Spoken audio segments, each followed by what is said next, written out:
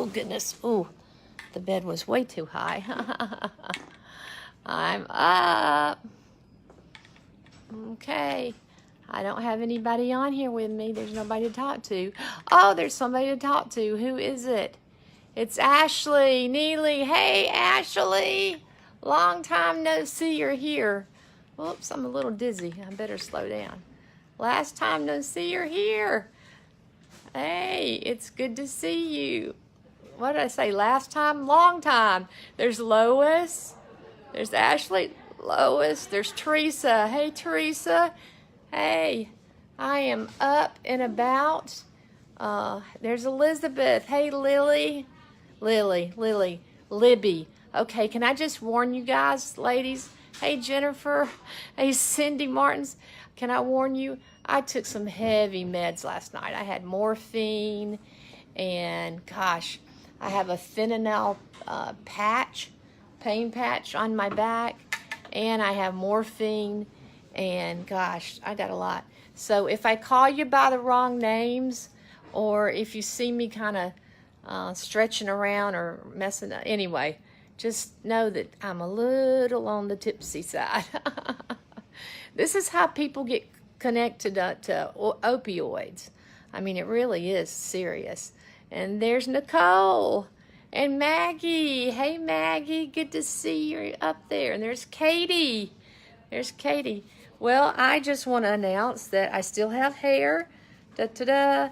I had my second round of chemo last night. And I am going home. I'm going home.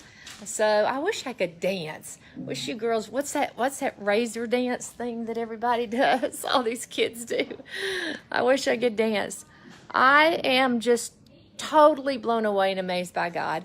When I came in here, I have lipstick. I have, look at that. I have toothpaste on my lip.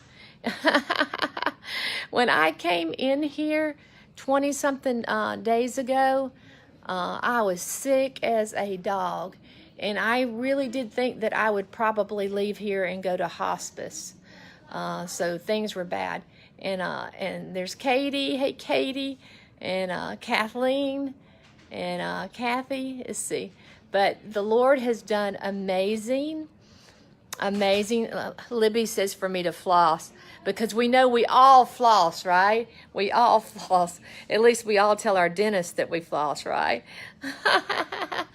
So anyway, I just am amazed with God. I'm amazed. I look terrible. I realize that. But you know what? I don't care. My beauty and my hair and makeup do not validate me as a woman. So they don't. God validates me. So that's one of the things that's gone on since I've been going through this is, boy, I've learned so much. I've learned to set healthy boundaries.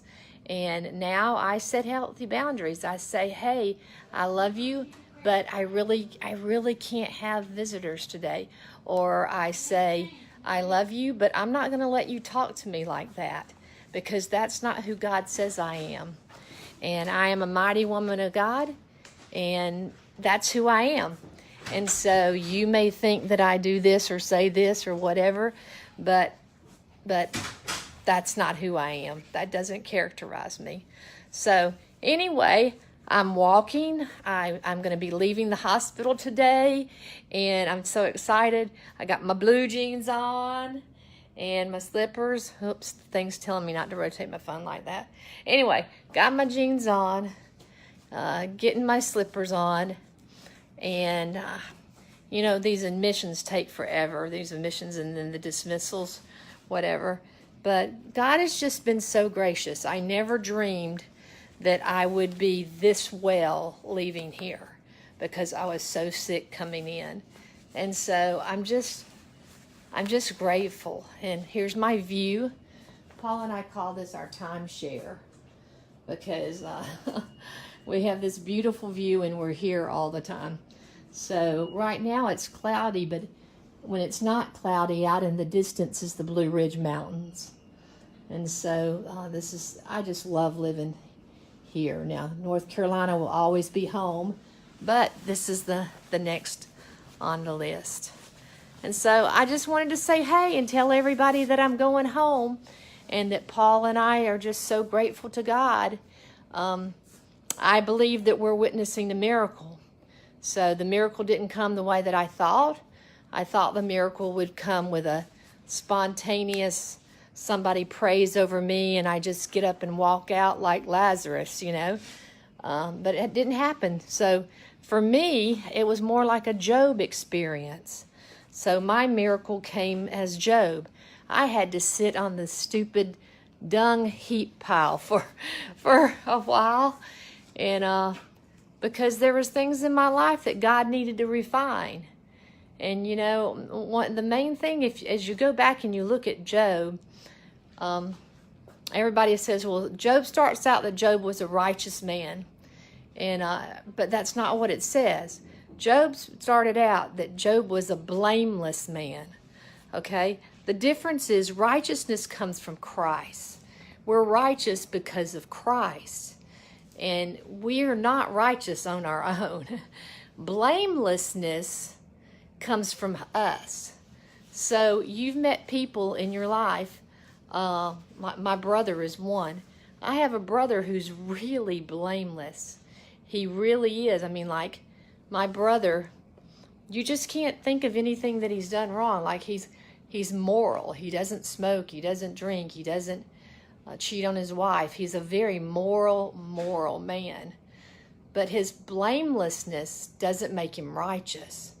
And so his moralness means that there's nobody on the face of this earth that can point their finger at him and say, you are this. Now, I would say to you that I am righteous, that I am a righteous woman of God, but I am not blameless. There have been plenty of people who have been able to point their finger at me and say, you talk too much, you exaggerate, you say things you shouldn't say. Those are the areas that I get in trouble. And so that's being blameless. I'm not blameless, but I am certainly righteous because of the blood of Jesus Christ. And so when I look at my life and I think to myself, wow, why couldn't this be a Lazarus moment? I remember my friend Kelly said, Jenny, do you know that for you to survive this triple negative breast cancer, for you to survive it, it's going to have to be a Lazarus moment. God is going to have to call you out of the grave because it's serious, right? So Kelly told me this. And then as I've gone through this battle, I've realized recently that, a Lazarus moment would be easy. That would be easy to have a Lazarus moment where God just doesn't cause me out of the grave. But the truth was, I didn't need a Lazarus moment. The truth was, I needed a Job moment. Because you look at the beginning, and Job has, he's blameless. Nobody can point a finger at him. Okay, that's not me, right? But Job isn't righteous because Christ hasn't come. Christ hasn't come. Christ hasn't died. There's no mediator to stand on behalf of Job. And so, because Jesus has not come to the earth yet. So Job has to rely on his own blamelessness, and he doesn't have Jesus to rely on for righteousness. And so I can see that as I've gone through this, instead of having a Lazarus moment, a Lazarus healing come forth, God has allowed me to go through a Job moment. And so I've been sitting for months now in a bed which felt like a dung heap, and I've had to calculate my life. I've had to look at all the people that I've hurt and that I've wounded, and I've had to say, God, I need you to help me to go back and make things right. And Lord, I need to know how to do that in a way where I still set healthy boundaries. I'm not allowing them to hurt me again. So it's a healthy boundary, but I'm taking personal responsibility for my part. Even if my part is 80%, I'm taking 80%. If my part is only 15, then I'm not going to let you make me take 90. I'm going to take my 15, but I'm going to graciously give you the rest of it and let you take it, your part, because that's good for you. So anyway, I'm just praising God because I feel like that this Job experience, if we look at Job in the beginning, he was blameless. Yes, he was blameless. No one could point a finger at him, but he was not righteous because righteousness only comes from Jesus. And so I'm going to have to wrap this up because the nurse just came in. But in the end, what happens, guys? In the end, Job repents for pride. God says, Job, who are you? Who do you think you are? Have you caused the sun to rise? Did you cause the sea to come up onto this shore? No, Job, you cannot bank on your own righteousness. You have none, Job. It's me. So anyway, that's what God's taught me through this whole thing. And I pray that I'm a much more humble woman through it. And I just look forward to ministering to you. I look forward to being back on Facebook Live next Tuesday with a new message. And I love you with all my heart. Mwah.